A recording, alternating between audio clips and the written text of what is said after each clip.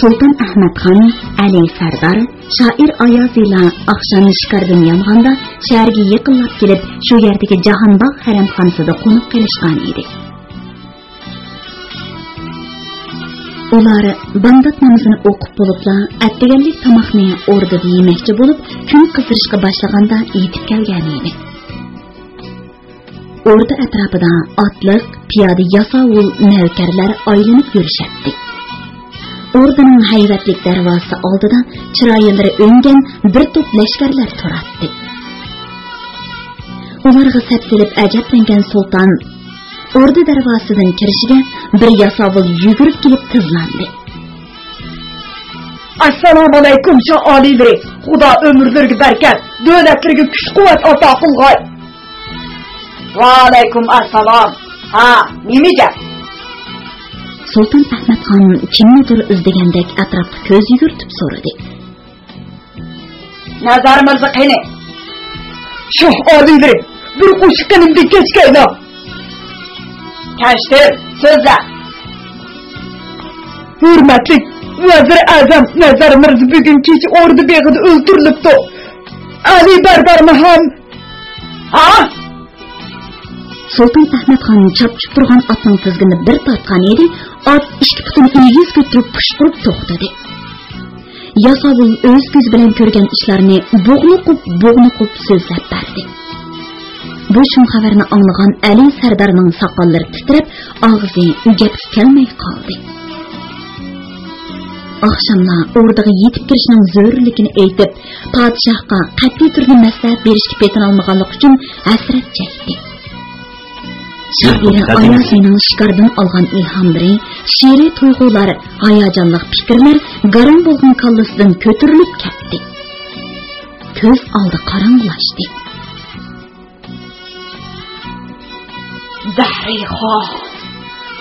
Dariha, sadoqatman vazirim, sultonligimning to'riki edi. Qandoq nomard eziz beshimiz jazoratlikkiningni judo qilgandi. Allohdan qo'rqmagan u bag'ri tashmalqun zodi kim? Sultan Ahmadxon otdan tushib, besh qiyib o'ltirib qoldi. Ali Sardar bilan Ayazi ikki tarafidan yo'lib oldi. Ko'zlariga yosh kelgan Ahmadxon beshini ko'tardi. Chiroyi tatargan edi. Bir kuchli dushman o'z soyasini ko'rsatmay harakat qilib etibdi shohim.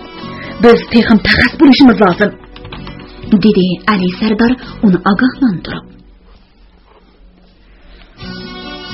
G'aflat qoptiman vazir. Bir yovuz dushman toju taxtimga tahdid silib etibdi. Buni bildim, dedi Sultan Ahmadxon o'rnidan turib.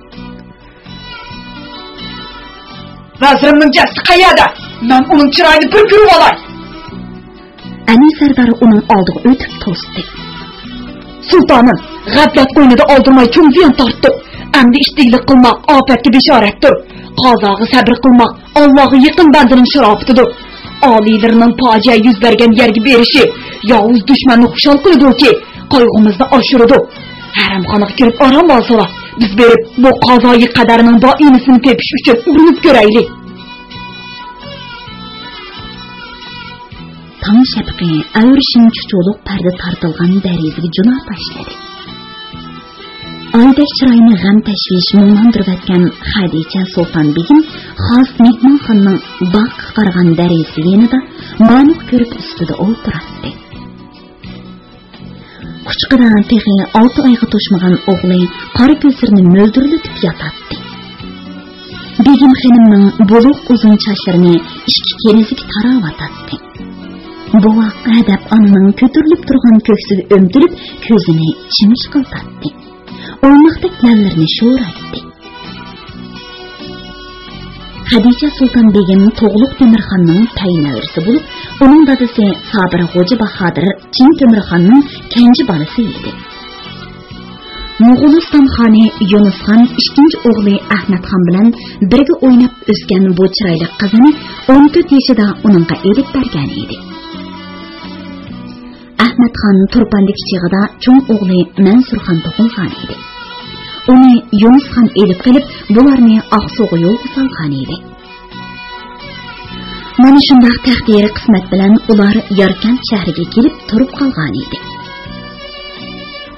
Qora yo'lliq atlas ko'ylak ustida zar bilan kashtilangan jilidga kiygan Xonish siniq taralgan chochlarini kayniga tashlab, kemiziga tutib turgan aynakka qaradi.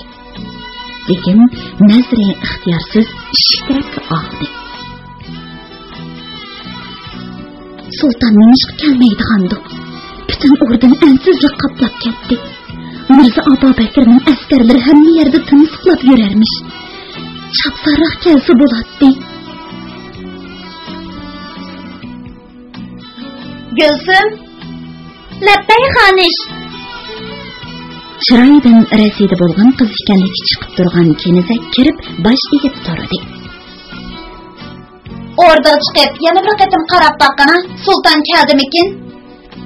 Ma'qul begim xonim. Gülsüm mushin bilan 7 qatim o'rdaga chiqib derak ololmay yenib keldi. Padişah alileri tek kelmepti o begim xonim. Dedi egilib ve tashvish ilgida qo'shib qo'ydi. Orada da acayip korkunçluk gaplar buluvatıdı. O bir ishni yoshirgandek qilib, yuzini İran gilimi tartilgan tam tarafga qalab oldi. Qandaq gaplar ekan, aytqina. Kimizak yig'lamsirab gap boshlaydi deb turishiga xos mulozim yasobilarni tashqarida qoldirgan Ahmadxon kirib keldi. Qadamlariga muborak sultanım. deb intivatgan balani ko'rib ustida yotqizib qo'yib, o'rnidan turgan Xonish nazokat bilan egilib salom berdi. Xudo ko'plar qatorida hammamizni omon qilg'ay. Saidxon obdanmi? Shukri, mana didorlarga tashna bo'lib o'ltiribdimiz. dedi Xonish oldiga tushirib olgan qop-qora o'rim chochlarini sulkat bilan kayniga tashlaganicha. Uning ishorati bilan kenizaklar chiqib ketdi. Sultan o'ziga talpingan o'g'lining peshonasiga so'yib qo'ydi va har qachon o'zila o'ltiradigan taxtga o'xshatib yasalgan kursida o'ltiradi. Malika yerga qarab horg'inlik emas, qandaqdir g'am andishining sulton chiroyiga ko'langa tashlaganligini sezib, ko'ngli bir qismi bo'lib qoldi va hech bo'lmagandek mungluq chiroyiga shu alla ko'lga yugurtib so'radi. Şahin, maştalıqni muş yerga elib kirsinmi? Akşam özleri kirgizgan qirg'ovul buduni go'shtlarini oshpazlar kavob qilib pishirib tayyorlab qo'yibdi. Hozir kavobga zavqim yo'q. 5 kundan beri shikarda kavob bilan tamoqlandik. Men o'rdaga chiqaman. Zarur ishlar bor. Siz bola va kenizaklar bilan Allohning bu rizqidan bahramand bo'lg'aysiz, Xonish. Dilqut xazinasi. Sultan Ahmadxon qop-qora ko'zlarini chimchiqiltib yotgan Saidaxonning peshonasiga yemishlab so'yib qo'yib, oldirab chiqib ketdi. Padişahning ko'ngli oromida emasligini bilgan Xadicha Sulton begim erining oyoq ovozi quloq selib ko'ziga yosh oldi va qirqirab yig'lab ketgan o'g'liga amchak soldi. Anlavatqaninglar Beliq to'ridan anglatilayotgan ovozliq asarlar sahifasi.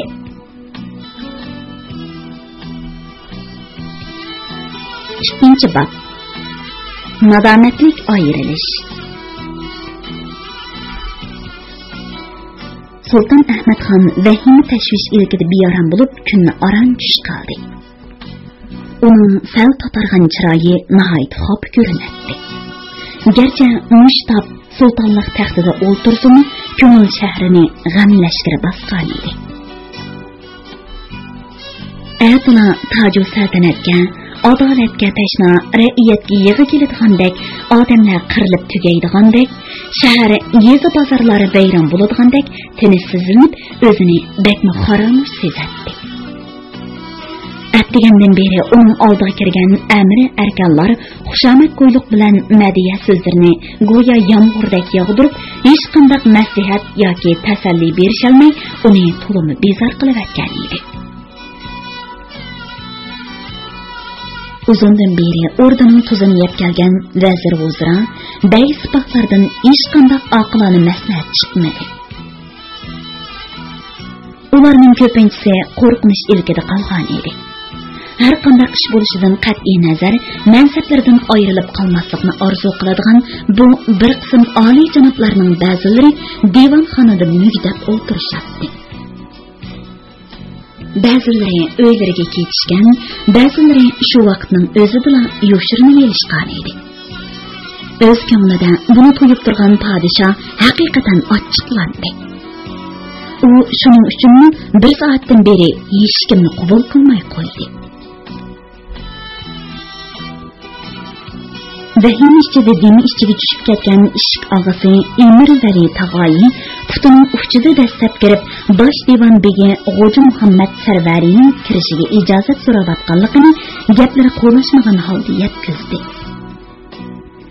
Uning bosh oyog'iga ko'z yugurtgan sulton chekchib varqiradi. O kesa o'zing yo'qol. Xo'sh, oliydiring. Lag'lag titirgan ishq og'asi uzun soqini siypagan holda kaynicha mengib devonxonaga chiqdi. Taqasa bo'lib turgan G'o'ja Muhammad Sarvari uningga qarabmi qo'ymay shoh oldiga kirdi. Assalomu alaykum shohim. Kiring, o'tiring. Sulton ikki qo'lini ko'ksiga elib tikilib turgan vazirga sap soldi. G'azab o'ti chaqnab turgan ko'zlari nihoyat qizirib ketgan edi. Go'yo hozirda jangga otlanadigandak kimxob tenishchiga savut kiyib qilich esib olgan edi. Beshiga jim o'ralgan oppoq salla uni texini hayvatli qilib ko'rsatib turardi. Barakalloh vazirim, siz bakansiz. Podshohning bu so'zga kinoyin tushungan G'o'ja Muhammad Sarvari voqeani bayon qilishga boshladi. Allah sodiq banda ra'iyatga qor sanamaydi. Adolatlik podshohdan yuz o'rmaydi. Tunigun kash oliylarining yo'liga muntazir bo'lib turgan chig'imda Mirza Abu Bakr lashkarlarining poytaxtni qamal qilganligidan xabar topdim.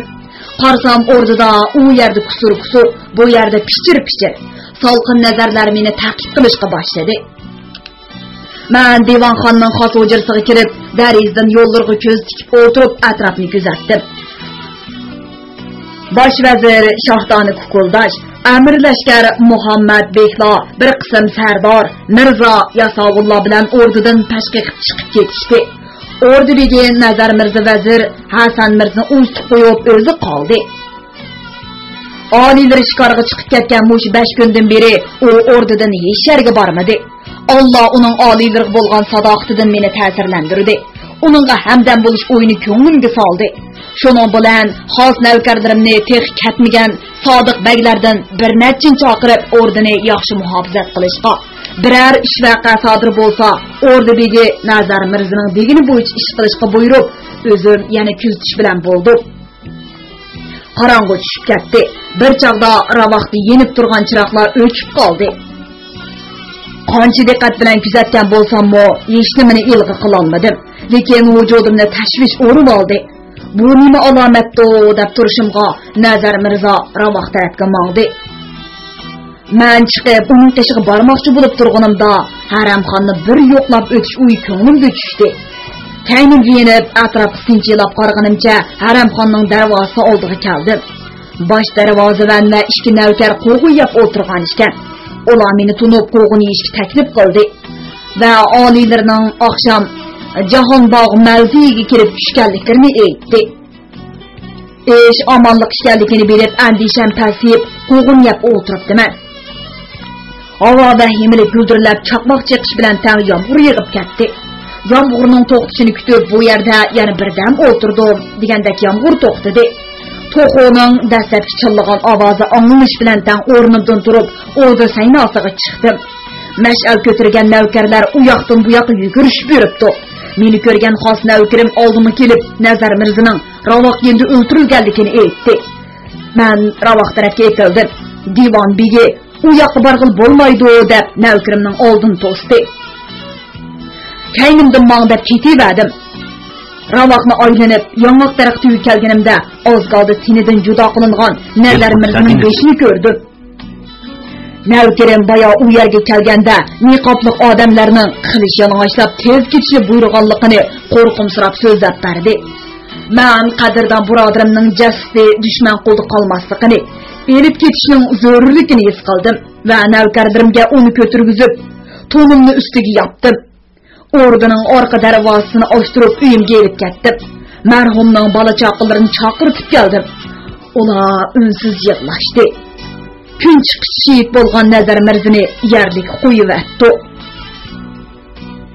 So'zlab Misherga kelganda Xo'ja Muhammad Sarvari yeshini to'xtatolmay qoldi.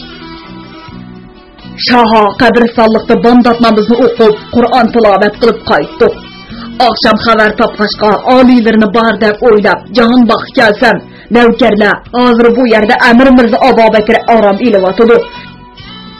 Uningdan ijozat bo'lmag'icha hech kishining kirishga bo'lmaydi deb ishga keltirmadi.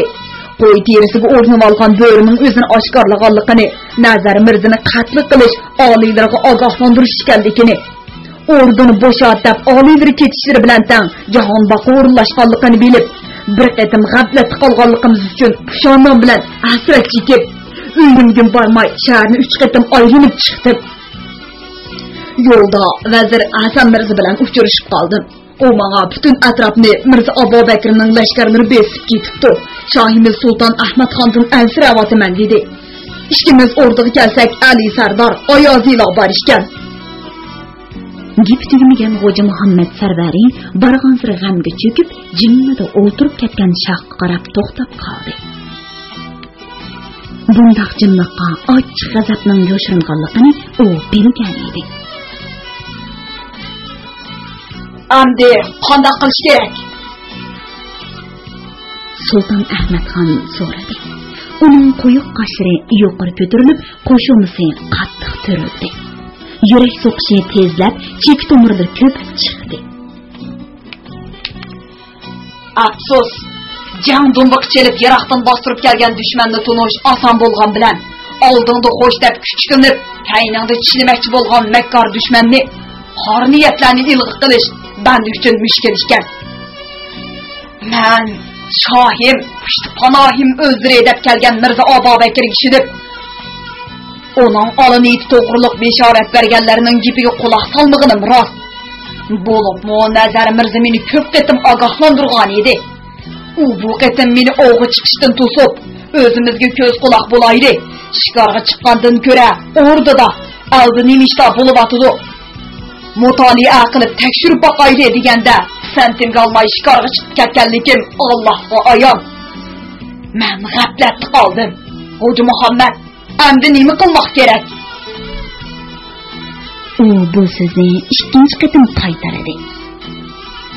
Savol nazari bilan andish ilgida qaragan Shohga Xo'ja Muhammad Sarvarining ichi og'iradi. Shohim, bu xususda o'zlarini ayblik sanash haqiqatga ko'z yumganlik bo'ladi. Mirza Abu Bakrni chiroyli ko'rsatib, pardozlab kelayotgan Amir Arkanlarni tegishli rasmini elish kerak. Xo'ja Muhammad Sarvari yana gapdan to'xtab podshohga qaradi.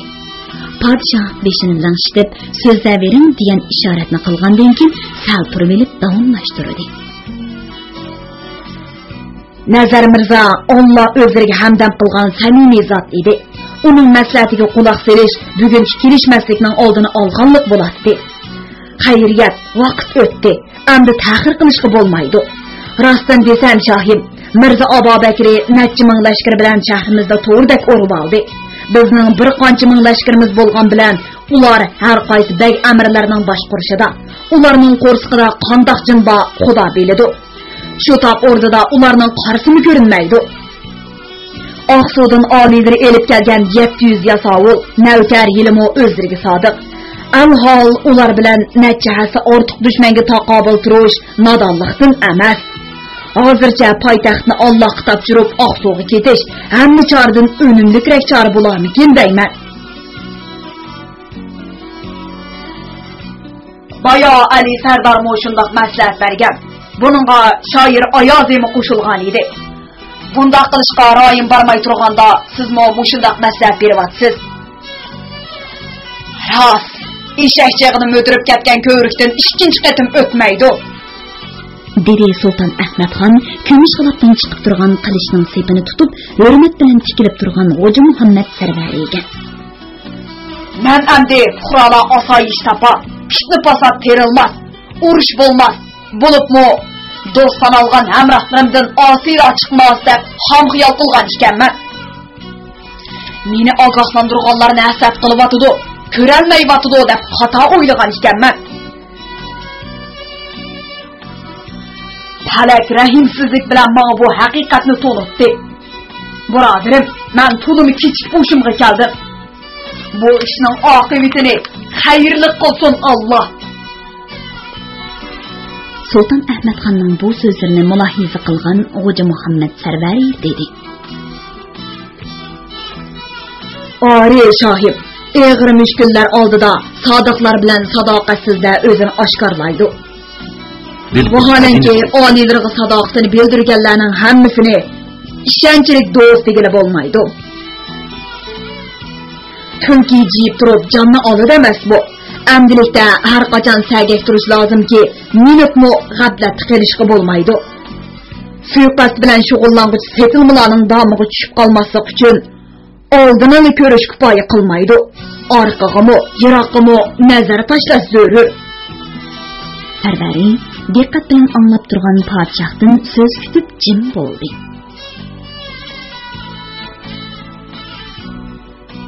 Yaxshi maslahat choh uchun omad ekanligini bildirgan Allohdan minnatdorman vazir. Xo'ja Muhammad Sarvari Sultan Ahmadxonning savol nazar chiqib turgan qiyofatidan bir narsani tushandi bo'lg'ay, qo'l qo'shtirib dedi. Shohim, fikrni kechirgayda. Yurtdan ayrilish qiymaganligim, hamma bola chaqalarimning ko'pligi sababli oliylarga hamroh bo'lolmaydigan bo'ldim. Ammo Alloh ustimizda turibdiki, hargiz Mirzo Abu Bakr oldida xizmatda bo'lmayman. Beshimni qonliq qilishga tutib bermanki, uning orqasidan mangmayman. Vazirning uyini boshtirib tushungan podshoh uningdan oxirinmadi.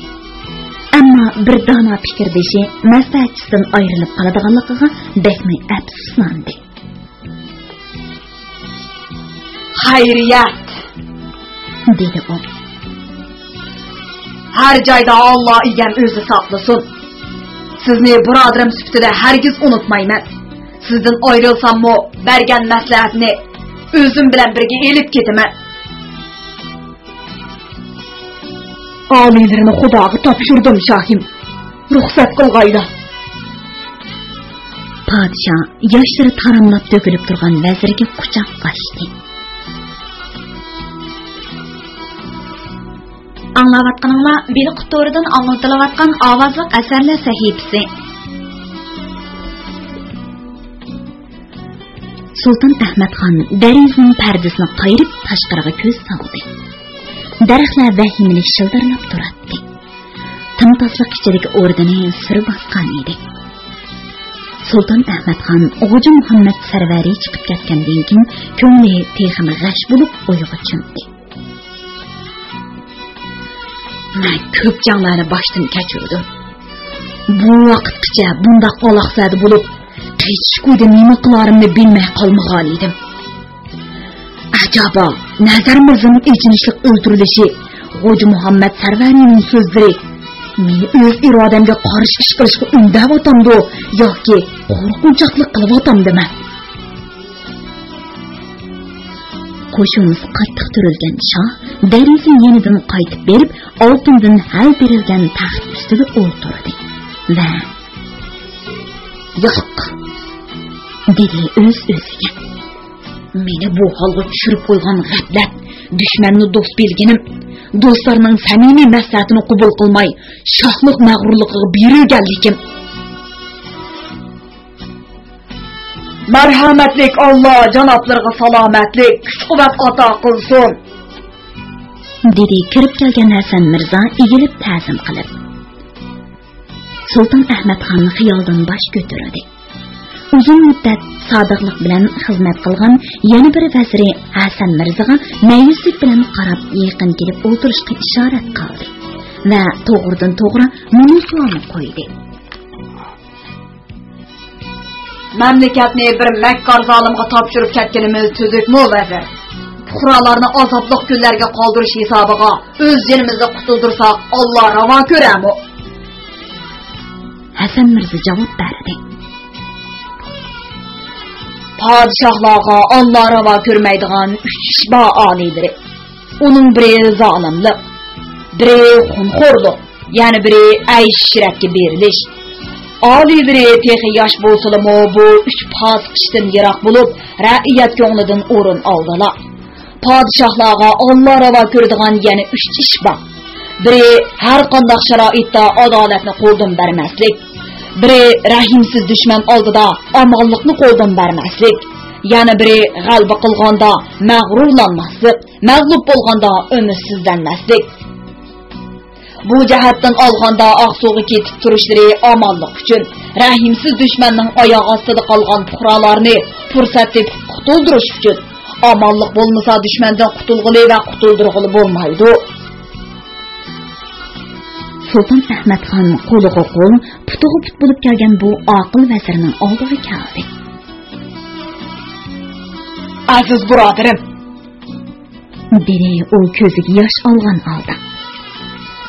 Men toj kiygandan keyin g'aflat patqib petib qolganimni tunigundan beri Alloh bildirdi. Burun maslahatingizni qabul ko'rmay, umidlaringizni yerda qo'yganligimdan mushkunga qoldim. Yo'qsa oliyleri. Vazir shohning yashang'irgan ko'zlariga qarab dedi. Xorasan issiq ko'l taraflarda tangdoshsiz botur, mardona bo'lgan o'zdirdek shohning ko'zlaridan yosh oqmaslik kerak. Yig'lash qo'rqinchoqlikning alomatidir. Tadbiri qiyam kelgan daryoga silingan ko'rikdir. Oliylarning oqsuq berib turishlari tadbirdandir. Buni nimishqa Alloh ravo ko'rmisin? Ra'iyat nim uchun xolimisin? Vaqt zil shohim, bugun kechdan qolmay otlanib yo'lga chiqqaylar. Demak, amal yo'q ekanda, dedi taxtdan zoda ayrilg'isi kelmagan Sultan Ahmadxon o'rnidan bir turib, yana lassida o'ltirdi.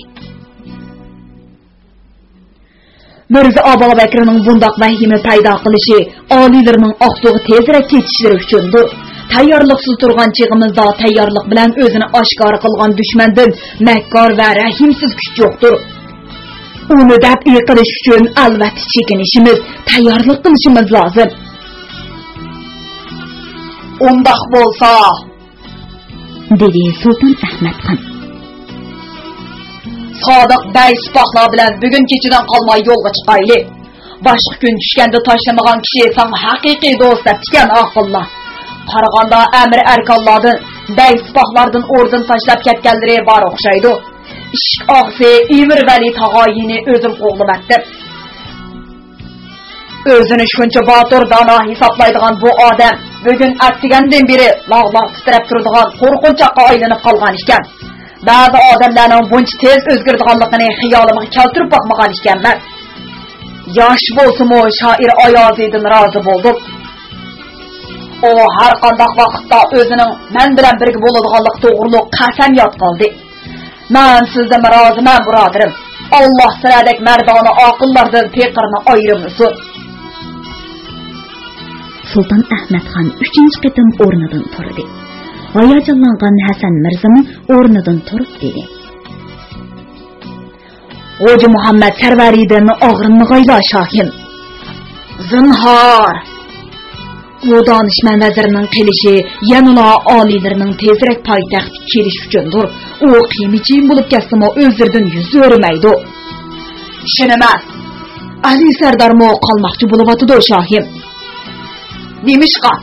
Hoji Muhammad Sarvariga o'xshash orzuda. Siz uning deganlariga ishonamsiz? Ori shohim. Xo'sh, u nemish xo'shlashib kirmadi? Didar görüşüp bulup ayrılgandın, didar görüşmey durup Allah panayiga topşırış artıqçı ruhi besim bolmaydı şahim. Şunun üçün bolsa gerek qalğınni igemge ma'lum. Vallahu alam. dedi Sultan Ahmadxon Aqsuga ketish qaroriga kelib. Ayazi bilan birga ishlarga tuyuq tushirmay tayyorlik qilaveringlar. Bosh ustiga shohim. Hasan Mirzo egilgini chiqib ketdi. Sultan Ahmadxon taxtning qubballarini silab, ko'zi qiymagan holda yerga tushdi. Ko'z chanoqiga patmagan yosh titrab turgan soqollariga quyildi. Oxirgi yoz oyining tinchiq bir oqshomida safarga otlangan Sultan Ahmadxon Yarkand darvozasidan tinch aman chiqib Aqsuga ravon bo'ldi. Anglavatqanlar biri qutoridan anglatilayotgan ovozli asarlar sahifasi. 3-bab. Mirza Abubakirning yorlig'i. Qora bulutlar ichida biri ko'rinib, biri ko'rinmay uzib ketayotgan oy jahonda hovlisidami ba'ayni shunday aks etadi. Havza deb atalgan bu ko'lning suyi xuddi rivoyatlarda tasvirlangan jannat havzisidek tiniq bo'lib, qaragan kishining ko'nglidagi g'amni go'yo xamirdan qon sug'urgandek tortib oladi. Mirza Abubakir Majnuntollah egilib turgan ashu havza bo'yiga qo'yilgan shahona taxtda o'ltiradi. O necha yillardan beri qilib kelgan shirin orzusiga mushi ansiz kechida yetgandek qiladi. Uning xo'shalligi oqqush so'zinchoq yuzda barq urib turadi. Padişah qilli xos bo'lgan oltin taxtda o'tirish birinchi qatim bo'lg'achqami hayojonini bosolmay qolgan edi. Texi tunugun mush taxtda Sultan Ahmadxon o'tirgan edi. Yaxshi, u hech qanday qarshilik ko'rsatmay bu taxtni bo'shatdi. Menga Alloh nisb qilib men o'tiribdiman. Endi uning toju saltanatiga, g'azini dafnisiga, ordu farmiga, mulozim kenizakiriga o'zim egidorchilik qilaman. Alloh gunohimni kechirib, murodimga yetkazsin. Sardor, mo'ysbit bir taqsir o'zir bilan didor muloqot bo'lsam deydi. Dedi daraxt orasidan chiqib kelgan xos navkiri qo'shqar yasovul qilichini qayrib tizilib o'tirib.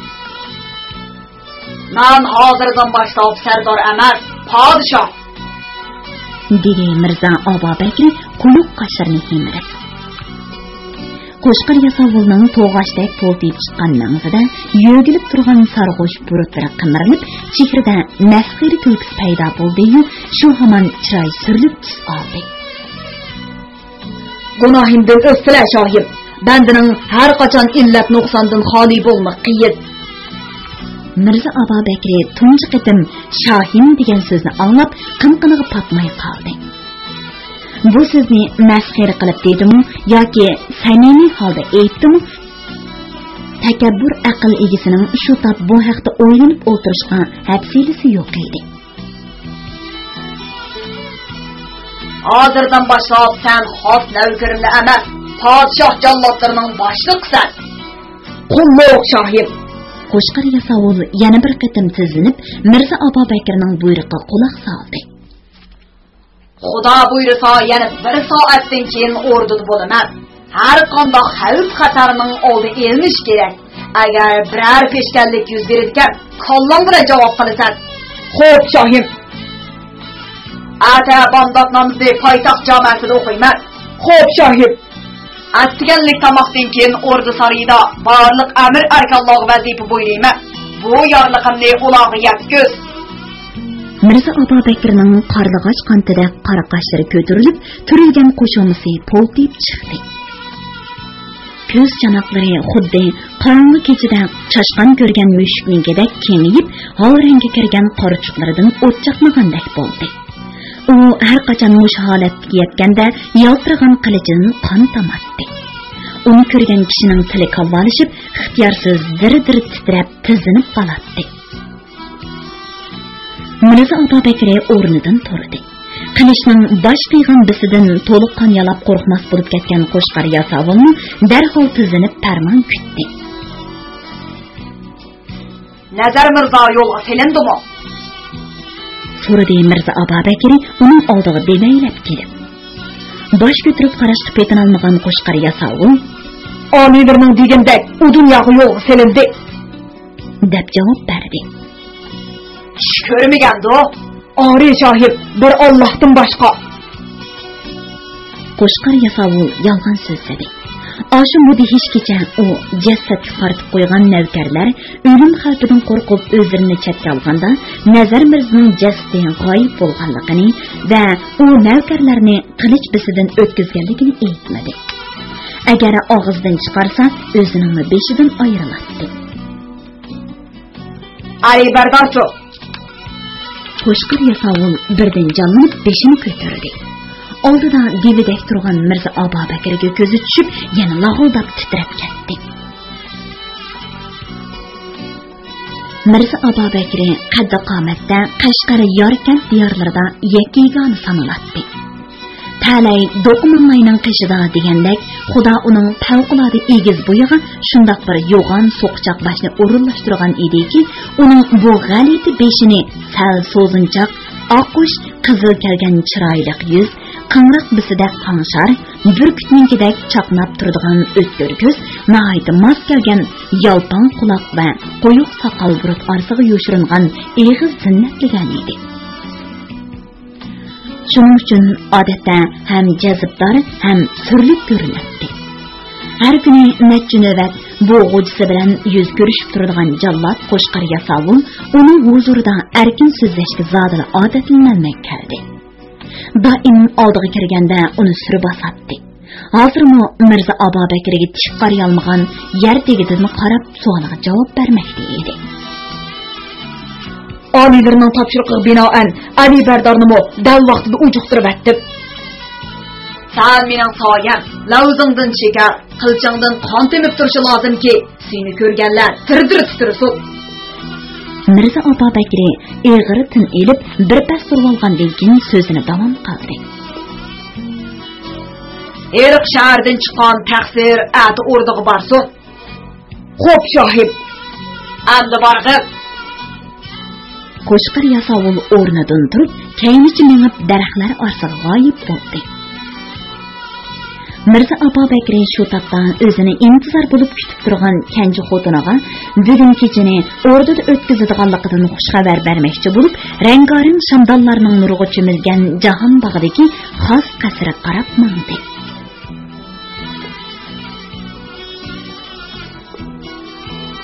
Arg'amchi bo'yi o'rilgan quyosh qaramtol bulutlar ichida bir ko'rinib, bir ko'rinmay uzmoqda edi.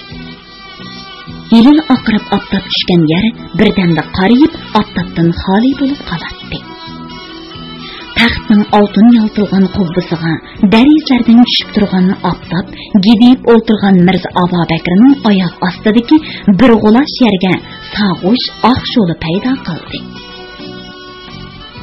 Taxtning ikki tarafini bo'ylab sapras turgan amiri arkonlar qo'rqinish qor ko'langa tashlab turgan ko'zlarini yerga qo'ygan xotin gilimidan olmay qo'l qo'shtirib turishadi. Sadoqatman vazir uzro amir arkonlar, mening Yorkent shahriga kelib taxt egilishim, dedi Mirza Abu Bakri bo'm ovoz bilan. Pir buzruq va Xo'ja Ahror hazratimning amri bilan bo'lgan ishdir. Ori, deyishdi amir arkonlar. Amir arkonlar Pekir Ilham Xo'ja Muhammad Tizoliddin hazratimga mur Sultan Ahmad xonga fuqroma yaqin kelgusida shohimni qaytirib kelib o'z taxtida qaror topqizaman. Uning ovozi pastlab, chiroyidan tushuniksiz tabassum paydo bo'ldi. Allah xolisa Yorkent shahrimizni o'z ismi jismiga poytaxtlik dabdabasiga loyiq qurib chiqmoq Pekirning zimmisidagi jumladan har birlarining patvarida ado qilmoqi lozim bo'lgan muborak ishdir. Erib o'stan chepib, dehqonlarning qog'jirab ketgan yerlarini suv bilan ta'min etishni, yo'l yasab, ko'rik selib, xalqning g'amini yeyishni Pekirdak yaxshi niyatli sultonga haq subhana taolo buyurgan. U so'zdan to'xtadi. Quyuq qashiri ko'tarilib, ko'zlari yo'g'on echaldi. bu görünüş Jamaliga şundaq yaqinlik tus berdiki, u özünü sultan deb ataganda ötkür gözleri nurlanıp ketdi. Köpçilikka shahona nazar tashlagandan keyin chiroyi yana sirlik tus elib so'zini davomlashtirdi. Allah buyurgan ishni vaqtida ado qilish podshohning burchidir. Buningga hech qanday ko'z qarish tura olmaydi. To'sqinlik, qarshilik yimirib tashlanadi. Men alning sultoni bo'lgan ekanman. Mamlakatni boshqarishda ishonchlik, iqtidorli, qobil davlat arkonlariga tayinishim lozim albatta. Biz sultanimizga tayinimiz dedi Mirza Abubakirning kaynida buyruq kutib, qilish yonlashlab turgan jallod beshi qo'shqar yasavu. Biz sultanimizga tayinimiz. Amir arkonlarni qo'shildi. Allah'tan minnetlarıma kuldaşlarım. Mirza Abubakirning o't chaqnab turgan ko'zlarida yoshlar g'irladi. Har birleri diyorimizning danışmanları, saadet köküdeki yulduzlar. Har birleri bejondan hurmatlab meni sultan qilib tishlagan yerda kimman ko'z olayta olaydi. Yiroq yaqindan kimman qaraquni suna olaydi. Hech kim. Mirza Abubakir bu so'zi bilan Sultan Ahmadxonni uzil kesil inkor qilib qolmasdan, balki uningga jang e'lon qildi. Baya men uning puhrasi degini ra'iyatning ra'yini sinash uchun qilib qo'ygan bir so'z ekanligini hozir oshkorladi.